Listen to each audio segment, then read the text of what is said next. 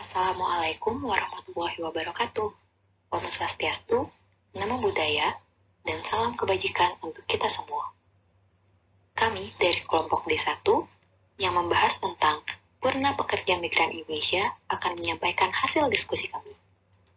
Kelompok kami terdiri dari Ilham, Lala Audina Haliza Rahman, dan Tara Febriani Hairunisa.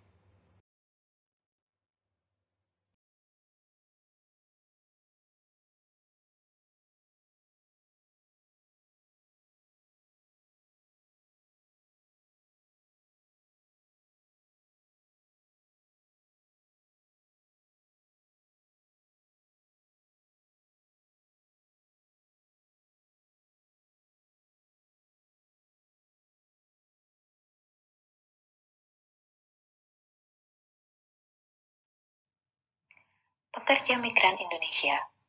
Tenaga kerja yang dikirim ke luar negeri ini pada awalnya disebut dengan tenaga kerja Indonesia atau biasa disingkat dengan TKI. Pada tahun 2017, tepatnya menurut Undang-Undang Nomor 18 Tahun 2017 tentang Perlindungan Pekerja Migran Indonesia, kata TKI sudah tidak lagi digunakan dan diubah menjadi Pekerja Migran Indonesia atau PMI. Fenomena PMI ini sejatinya bukanlah hal yang baru, bukan hal yang belakangan ini saja terjadi. Hal ini sudah terjadi lama dan menjadi pilihan banyak masyarakat, terutama yang berada di daerah pedesaan. Tekad awal ialah ingin mengadu nasib dan pendorong utamanya ialah faktor ekonomi. PMI kerap kali dikatakan sebagai pahlawan dividen bagi perekonomian Indonesia. Oleh karena itu, pemerintah daerah memiliki tanggung jawab untuk melindungi warga daerahnya yang mengadu nasib ke luar negeri. Realisasi pemerintah sebagai upaya untuk melindungi warganya yang ingin atau yang sedang atau yang sudah menjadi PMI ialah melalui Badan Nasional Penempatan dan Perlindungan Tenaga Kerja Indonesia atau biasa disingkat dengan BNP2TKI. Tidak hanya BNP2TKI, pemerintah juga bekerja sama dengan pemerintah daerah membentuk Perusahaan Penempatan Pekerja Migran Indonesia atau P3MI.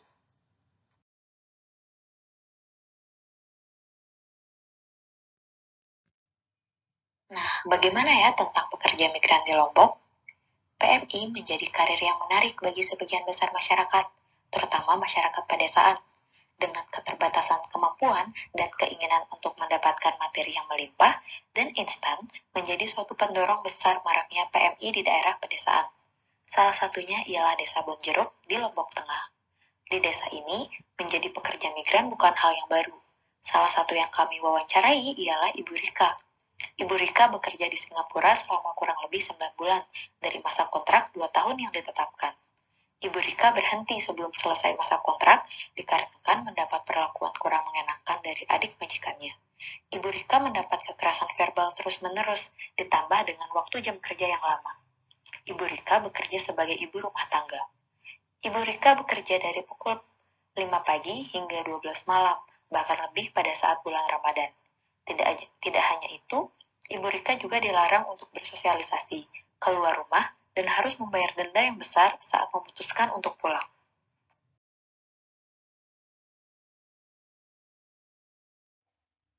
Nah, selanjutnya penjelasan tentang upaya pemerintah untuk melindungi pekerja migran Indonesia.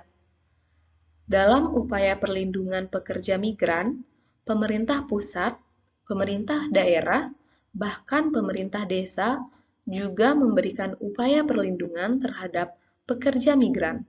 Hal tersebut telah tercantum dalam Undang-Undang Nomor 59 Tahun 2017 tentang pelaksanaan perlindungan pekerja migran Indonesia. Untuk upaya yang dilakukan oleh pemerintah pusat, hal tersebut telah tercantum dalam pasal 35 sampai dengan 52. Dalam pasal 53 dijelaskan bahwa tugas pemerintah pusat menyediakan dan memfasilitasi pelatihan calon pekerja migran Indonesia melalui pelatihan vokasi yang anggarannya berasal dari fungsi pendidikan sebagaimana dimaksud dalam pasal 35 huruf O. Dimaksudkan untuk menjamin setiap calon pekerja migran Indonesia memiliki kompetensi. Selanjutnya, untuk upaya yang dilakukan oleh pemerintah daerah provinsi, hal tersebut juga telah tercantum dalam pasal 54 sampai dengan 64. Dalam pasal 63 dinyatakan bahwa tugas dari pemerintah daerah provinsi yaitu pemerintah daerah melalui dinas daerah provinsi mengatur, membina, melaksanakan, dan mengawasi penyelenggaraan penempatan pekerja migran Indonesia sebagaimana dimaksud dalam pasal 54 huruf H, dilaksanakan sesuai dengan ketentuan peraturan perundang-undangan. Dalam upayanya memberikan perlindungan kepada pekerja migran, pemerintah daerah, kabupaten atau kota juga memiliki banyak tanggung jawab. Hal tersebut telah tercantum dalam pasal 65 sampai dengan 77. Dalam upayanya memberikan perlindungan pekerja migran, pemerintah desa juga memiliki banyak tanggung jawab. Hal tersebut telah tercantum dalam pasal 78 sampai dengan 83. Dalam pasal 22 dijelaskan bahwa pemerintah desa dalam melakukan pemantauan keberangkatan dan kepulangan pekerja migran Indonesia sebagaimana dimaksud dalam pasal 78 huruf D, dilakukan kerjasama dengan dinas daerah, kabupaten, atau kota. Dinas daerah, kabupaten, atau kota, sebagaimana dimaksud pada ayat 1 melalui petugas pengantar kerja memfasilitasi pemantauan keberangkatan dan kepulangan pekerja migran Indonesia untuk memastikan perlindungan pekerja migran Indonesia. Hasil pemantauan sebagaimana dimaksud pada ayat 1 dilaporkan secara berkala kepada dinas daerah, kabupaten, atau kota.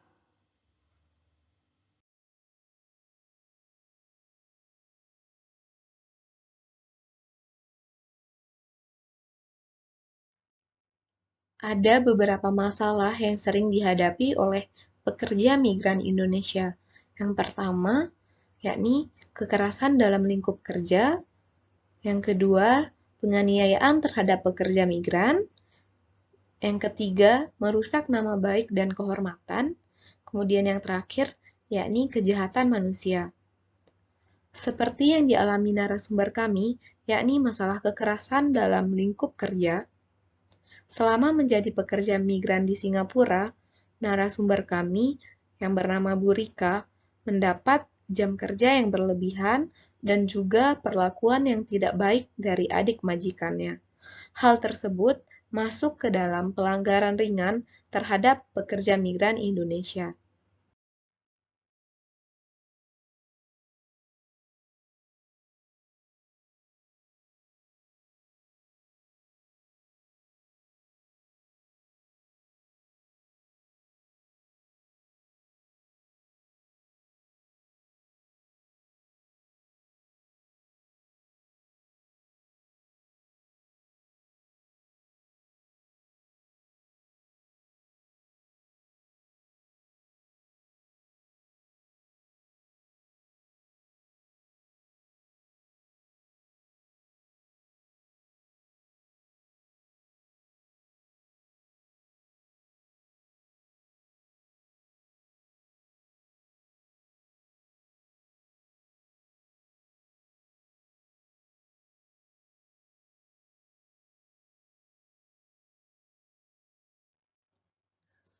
Pembahasan selanjutnya yakni mengenai konvensi dan hukum terkait dengan pekerja migran. Perlindungan bagi para pekerja migran adalah suatu hal yang sangat penting, mengingat itu adalah bagian dari hak mereka sebagai manusia yang melakukan suatu profesi pekerjaan. Perlindungan hak asasi para buruh migran pada dasarnya akan otomatis melekat pada diri mereka karena itu merupakan hak dari asasi manusia. International Convention on the Protection of the Rights of All Migrant Workers and Members of their Families yang disahkan melalui resolusi Majelis Umum PBB 45/158 pada tanggal 18 Desember 1990 merupakan sebuah konvensi mengenai perlindungan seluruh hak para pekerja migran. Adapun prinsip dasar dari konvensi internasional ini yaitu non-diskriminasi. Hal itu tertera di pasal 7 yang mengatakan bahwasanya setiap negara wajib untuk menghormati dan memastikan semua pekerja migran, juga anggota keluarganya, tunduk terhadap yurisdiksi yang telah diatur dalam konvensi tanpa pembedaan ras, warna kulit, bahasa, agama, kepercayaan, pendapat politik, kebangsaan, asal-usul etnis sosial, kewarganegaraan, usia, kedudukan, ekonomi, kekayaan, status perkawinan, status kelahiran, dan lain-lain. Konvensi ini berlaku bagi seluruh pekerja migran dan anggota keluarganya. Adapun regulasi hukum di Indonesia sendiri bagi para pekerja migran, hal tersebut telah diatur dalam Peraturan Pemerintah Republik Indonesia Nomor 59 Tahun 2021 tentang pelaksanaan perlindungan pekerja migran Indonesia. Dalam undang-undang ini, pemerintah berupaya melakukan segala upaya dalam melindungi para pekerja migran asal Indonesia beserta keluarga mereka dalam mewujudkan terjaminnya pemenuhan hak dalam keseluruhan kegiatan sebelum bekerja, sesudah bekerja, dan setelah bekerja dari segi hukum, ekonomi, dan sosial.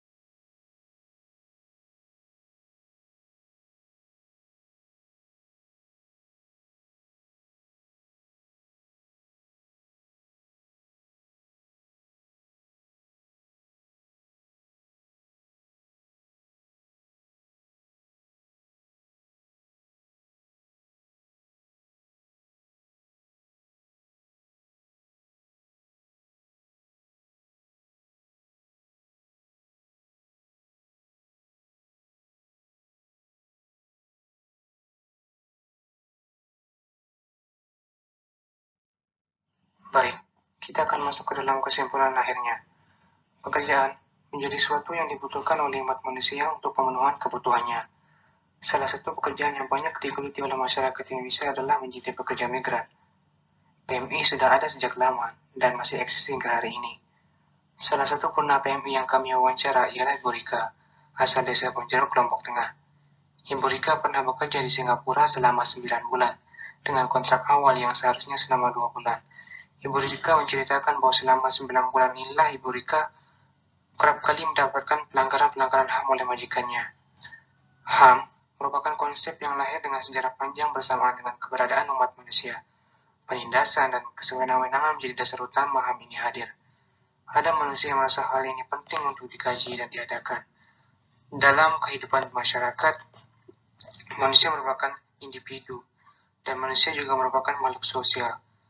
HAM melekat secara individu, sedangkan terjunnya manusia ke masyarakat mewajibkan HAM-nya tidak lagi hanya tentang dirinya, tetapi akan bersinggungan dengan masyarakat. Padahal, kerangka terkait dengan perlindungan pekerja migran ini sudah dikaji dengan mapan dalam International Convention on the Protection of the Rights of all Migrant Workers and Members of their Families, yang disahkan melalui resolusi Majelis Umum PBB pada tanggal 18 Desember 1990.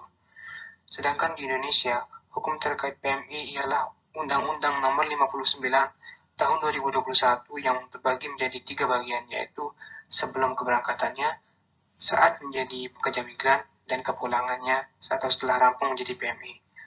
Permasalahan HAM yang dirasakan oleh Ibu Rika selaku narasumber kami ini, ia bekerja secara berlebihan dengan tidak adanya patokan waktu yang pasti, larangan bersosialisasi, dan juga perlakuan yang kurang mengenakan dari adik majikannya.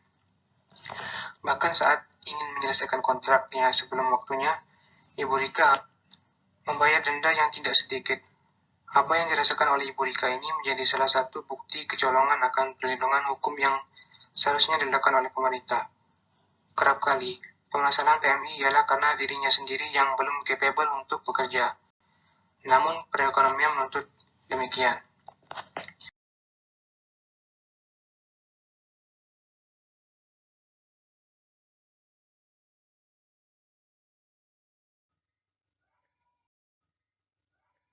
Sekian paparan materi dari kelompok kami tentang pelanggaran hak asasi manusia terhadap pekerja migran di Indonesia dengan studi kasus pekerja migran Indonesia di Singapura. Kurang lebihnya, kami kelompok D1 mohon maaf. Wabillahi taufiq wal hidayah. Assalamualaikum warahmatullahi wabarakatuh.